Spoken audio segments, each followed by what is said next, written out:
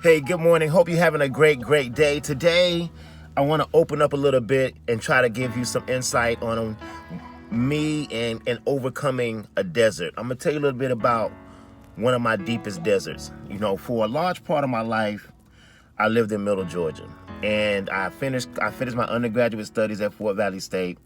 I started working radio. I loved the job. I loved everything I did. When God decided to sit me down and I went through and lost everything, you know, my job, I got divorced and everything was gone, friends, people I loved. Middle Georgia became the biggest place of hurt, disappointment, embarrassment, shame, and all kind of things in my life, and I attached it to that area. When God started to rebuild my life and he brought me back and I started getting my life back together, I made a commitment in my heart that there will never be a day that I would ever go back to Middle Georgia. I told myself if I had to get to Atlanta, I would fly over Middle Georgia before I ever drive through there again because of the hurt. And one day I was praying and I was having a conversation with God, and he was like, you know you're gonna have to go back to Middle Georgia. And in my immaturity at that point, it terrified me. I thought that God was telling me, you're gonna lose everything that you regained and worked hard for again. Because in my heart, Middle Georgia was a place of loss for me. It was a place of hurt. And so I started to try to take control of everything that I had in life so that I wouldn't lose it. Like the hugging the dog too hard syndrome. I try to take the control from God and say, look, let me control my friendships, my heart, my commitments, my spirituality. Control it as much as possible so that I never have to hurt or lose everything again. And of course, I went through these phases and I realized that even though nobody had me inside of a cell, I didn't have a key, and nothing was going on, I was in a prison anyway.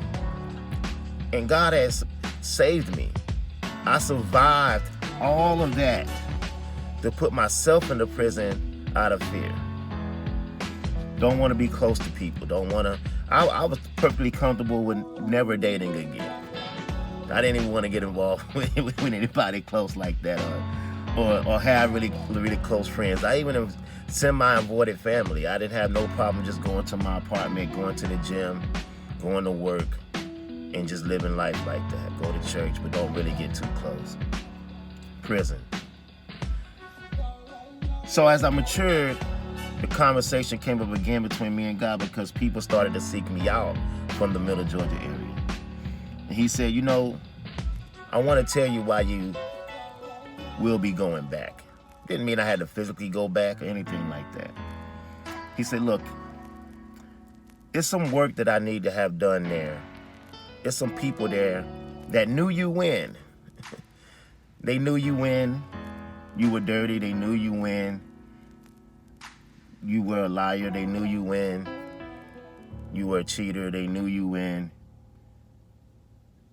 you were an alcoholic. They knew you went through all of that. And they need to see you now.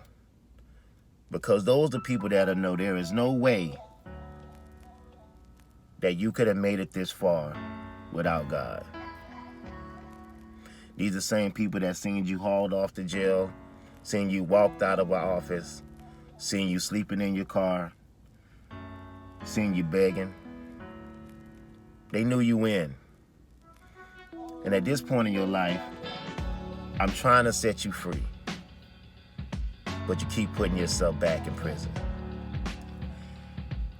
That's a little bit of my testimony. I give bits and pieces and more of it as I go along, but I want to tell you this. We all have a desert. We all have a place of hurt that if we can run as far away from it as we can, we would. But I tell you this, your desert is there for a reason. If God brought you out, he's not trying to send you back. He's just trying to send a message. And he's using you. Be proud of that. And don't put yourself into a self-imposed prison because of your desert. Because that's not living at all. You might as well be back in the desert. All right? Hope that reaches you. Hope you understand and hope you get it. And I just hope you have a blessed day. Remember your desert. You'll never have to go back.